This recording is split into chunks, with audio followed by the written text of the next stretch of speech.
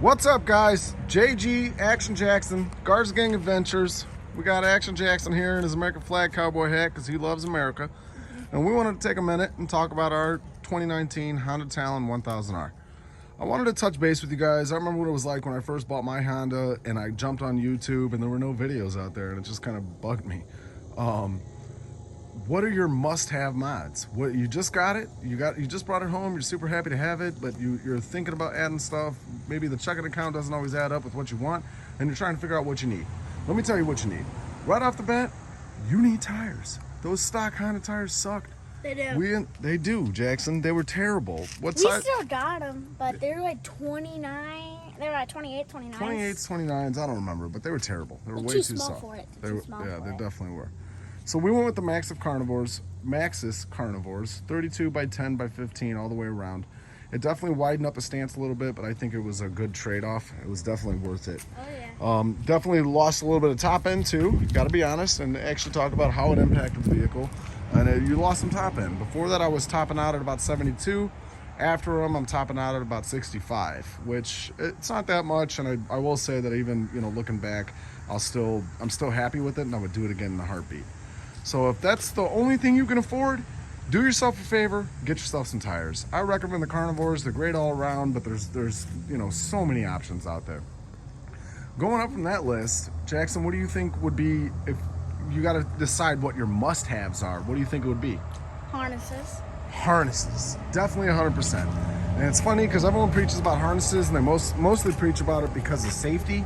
I love the harnesses for comfort. When you're out riding all day, with the seatbelt, it ends up digging into your shoulder, into your neck. It's just not comfortable. So we went with the Pro Armors. The Pro Armors are nice. They're comfortable. Jackson's getting attacked by some bees over here. Hopefully he's gonna be okay. But the Pro Armors are nice. I would recommend trying to go and spend the extra money on the retractables and all things considered in hindsight, but the Pro Armors are still really, really nice. Outside of that, I really think that this thing comes pretty set up. If you're just looking at being able to hit the trails, those two things and those two things alone, harnesses, tires, you're going to be pretty well equipped. But now if you want to talk about being comfortable, all right? Being comfortable and just kind of making the ride better. Making the ride better, there's a whole list of things that I think that we've done to this that have really improved that. The Mudbuster fender flares are one of them. The R is such a gnarly machine, but with those tires sticking out more, you end up wearing mud everywhere you go. Yeah. We went the Mudbuster's extra large kit, and it's one of my favorite things that I've done to it, that's for sure. Now looking back, we need tree kickers because those fender flares stick out a little bit wider and they end up getting beat up a little bit. If you look down here, we got a panel popping off here. A little bit. Yeah, a little bit. It's definitely taken some abuse, but it's still worth it. I just got to get us some tree kickers and I think it'll be, it'll be awesome. Going on from there, we did our tablet install. So we started off with an iPad mini. And for those of you that didn't see the other videos, I'm a huge fan of the Polaris Ride Command system. Obviously, you're not going to get that with a Honda Talon. So we set up this little tablet. Tablet controls a lot of different stuff. I've got some Wi-Fi cameras in the front and in the back that will connect to that. It also, you can adjust your colors, you can look at your radio, you can do all that kind of good stuff. So we've been talking about the tablet install. What's funny about that is the only way you're going to make that tablet install possible is by relocating your dash cluster. So we relocated our dash cluster with all things UTV. I will say that it seems like there's been a couple other companies that came out on the market since then that look a little bit better, but the all things UTV served us well. Biggest complaint in that was I think that they should have included an extension for the wiring. I think I would have been willing to pay a little bit more because it was really tough getting everything to stretch over there. But it did work. It put it right up above the steering wheel, and that's where it should be. That's where I wanted it, and it also allowed me to mount that tablet in there. So, you got the tablet. You got the gauge relocation kit. On top of that, we added a little Hyphonics Bluetooth unit that connects directly to the tablet. Oh, I forgot about that. You know, and then we put in a 4-channel marine grade amp that we put in under here. You guys can check out the other videos if you're interested in that. But we basically put it underneath this little cowl area right here, which is where we put a lot of stuff. We put our 12-volt distribution center up underneath here, and we also Has a sticker on it. yeah, we do have a sticker, and we also did a dual battery setup. Oh yeah. You remember the dual battery setup? Mhm. One for the accessories and one for the. Yeah. So There we take go. that off. Go ahead, Bubba. We got a dual battery setup here. Okay. And we use CA Technologies. It worked out pretty well. You can see we definitely work it. We run it through the water. We get it pretty wet, pretty dirty, and it's still holding up fine. The reason that I did this wasn't necessarily out of necessity, but it was more out of what I thought that I should do, because a lot of times we're sitting out by the fire at the end of the night. I like to play the radio, and I didn't want to jeopardize my primary battery. So the way that I have it set up is all of the accessories run off of that dual battery setup. I could sit by the fire pit, and there's a battery isolator, so I can sit by the fire. I can run the radio all night long. It'll kill that battery, but it'll preserve my primary battery. So the only thing running off the primary battery is stock stuff. So I think that in the long run, it really is just going to kind of pay for itself. With that being said, we talked a little bit about the tablet. Another one of my favorite things that I did was these kicker speaker pods in the door. We have another video that kind of talks about that if you guys are interested, but it's basically just some cheap Amazon surface mount speaker pods that we mounted in there with some kicker 6.5s. We also have some Rockville. Yeah, I know Rockville, not the best, but it sounds good, and they were cheap. They're marine grade, so they're nice and waterproof. Up on the tower, or up on the, I'm not quite sure what you would call these pillars, but up on the back, kind of pointing towards the front. They sound good for what they cost, at least. On top of that, we've got our little Honda bag. I love this thing. It was overpriced, $50 for a Honda bag, but I'm telling you, it's nice to have something waterproof where you can store stuff at.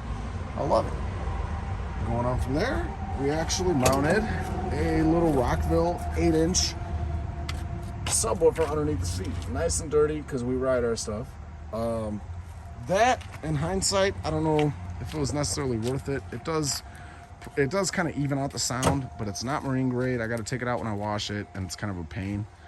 But it still helps. I'm still trying to figure out a long-term kind of subwoofer solution.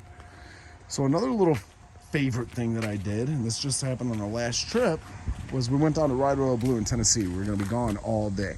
So I wanted a way to be able to take some food with us, right? Some food, some water, whatever. So we got the Super ATV cooler that mounts in the bed. It was pricey. A little bit more than I wanted to spend, but it does serve its purpose. It does hold ice pretty long. My biggest complaint with that is I do also have the Super ATV bed extender, and if you see where those latches line up, it's kind of a pain to open and close them. It is. You gotta put your fingers under here and put it under. Yeah, do all that. It just doesn't work well. It doesn't work well, but that's all right. It's definitely better if you don't have it. You know? So even looking at the back end, talk about favorite mods. Maybe not must-have, but favorite mods. Evolution Power Sports exhaust. Oh yeah, definitely. That thing just sounds awesome. From the factory, it does look cool. It looks really cool. From the factory, it was a little too quiet. Jackson, you want to start it up? Let them hear so they can hear it? Yeah, it was. It didn't sound loud enough for these tires. Yeah. But now it does. No, it does. And that was the other thing. We added the tires, so I wanted to kind of try to make up some. It's just a silly problem.